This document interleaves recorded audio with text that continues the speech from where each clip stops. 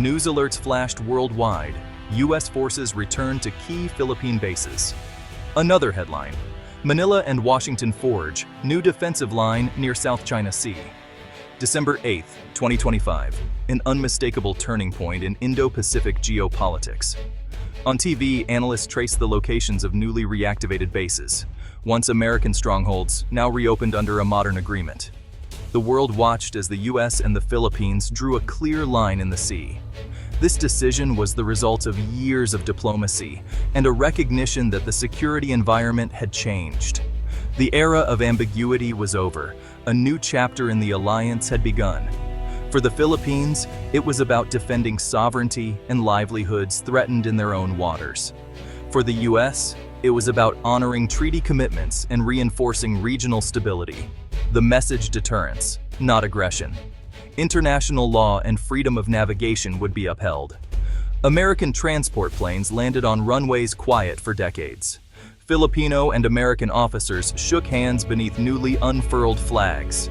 This was not one nation imposing its will, but two partners facing a common challenge. The headlines were just the beginning. The real story would unfold in joint training, upgraded facilities, and renewed bonds. Two nations, tied by history, were stepping forward together. The alliance was reborn, ready for the realities of the 21st century. The heart of the alliance beats in the camaraderie of its soldiers. At Cesar Basa Air Base, Filipino pilots gather around a US F-16. Captain Miller explains the avionics. His Filipino counterparts ask sharp questions.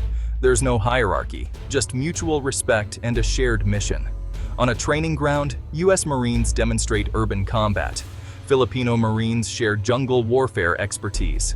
They trade stories and uniform patches, building trust that will matter in a crisis. American soldiers, guests in the Philippines, learn local customs and Tagalog phrases. Filipino troops welcome them warmly, eager to learn and collaborate. The U.S. presence is seen as a force multiplier, not an occupation. In the evenings, troops play basketball, share meals, and talk about families and dreams. These moments forge friendships that transcend borders. The alliance is more than strategy, it's personal. Soldiers from different worlds discover a common purpose. They build readiness and resilience together. This partnership is strong because it's built on trust and shared humanity. The alliance lives in the bonds between those who serve. The return of U.S. forces to Philippine soil is rich with symbolism. It reaffirms the 1951 Mutual Defense Treaty, no longer a relic, but a living vow.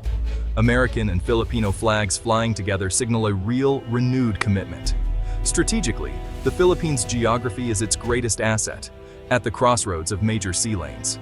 U.S. access to northern bases means rapid response to crises and enhanced regional stability. This alliance is not about permanent American enclaves, but mutual respect and Philippine sovereignty.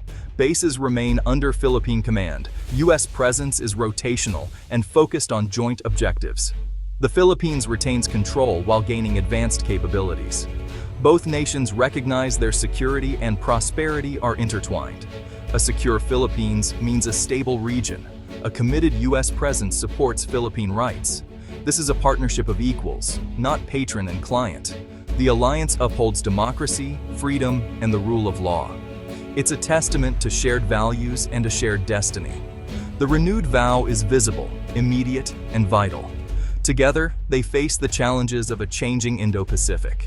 To understand today's partnership, look back at the history of U.S. bases in the Philippines. Subic Bay and Clark Air Base were once pillars of American power, symbols of reach for some, colonial legacy for others.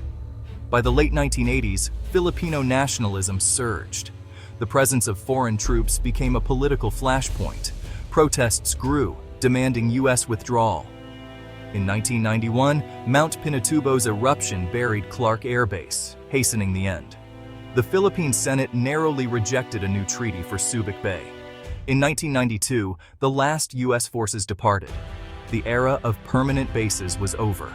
The Philippines faced the challenge of self-reliance and converting massive bases to civilian use. The military, long under the U.S. umbrella, struggled to modernize alone. A security vacuum emerged, inviting new regional challenges. The closure, once seen as a nationalist victory, is now viewed as a turning point. The distance between allies grew, defined more by history than necessity. The region's security landscape shifted, setting the stage for today's renewed alliance. The lessons of Subic and Clark echo in every new agreement. History shapes the present, and the past's ghosts inform today's decisions. The alliance now moves forward, mindful of what came before. The rise of China has upended the old strategic calculus. Beijing's military modernization and sweeping claims over the South China Sea threaten Philippine sovereignty. China has built artificial islands, turning reefs into military outposts. Its Coast Guard and maritime militia harass Filipino fishermen and naval vessels within the Philippine EEZ. Traditional fishing grounds are lost, livelihoods vanish. The Philippine military faces a far superior adversary. Incidents of aggression have become routine, making it clear Manila cannot stand alone. The Philippines has turned back to its oldest ally, recognizing the need for collective security.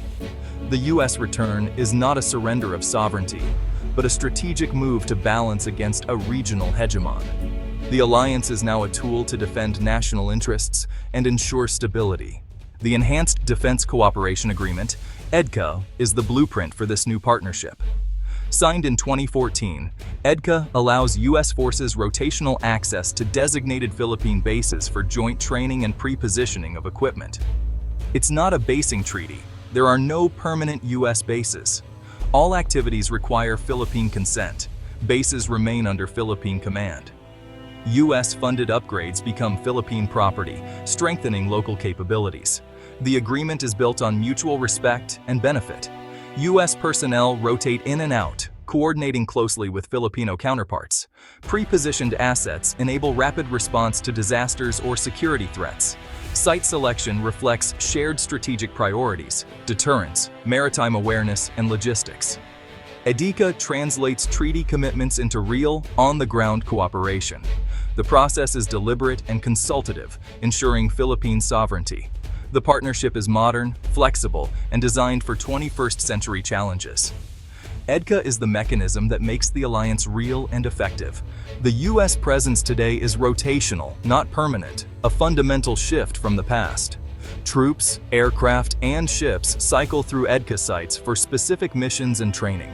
This approach respects Philippine sovereignty and avoids the pitfalls of permanent basing.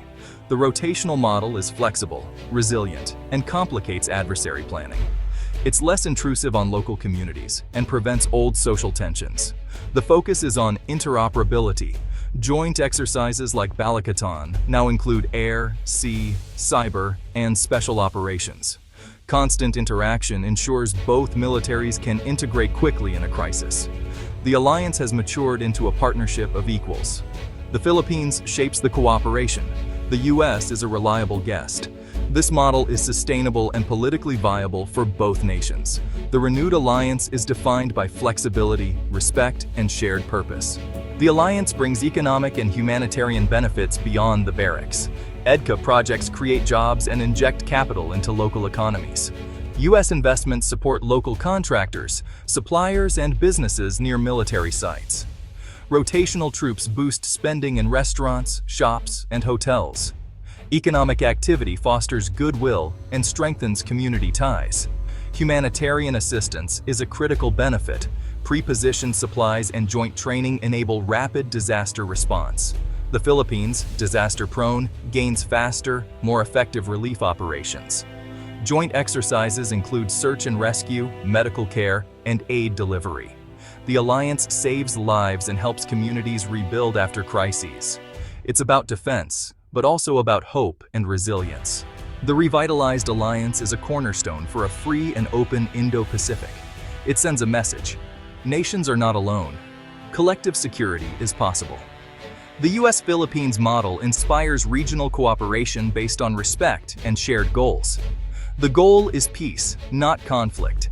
Deterrence is the first line of defense. Joint patrols, training, and upgraded facilities create stability. Stability is the foundation for prosperity and diplomacy. The sight of American and Filipino soldiers together is a beacon of hope.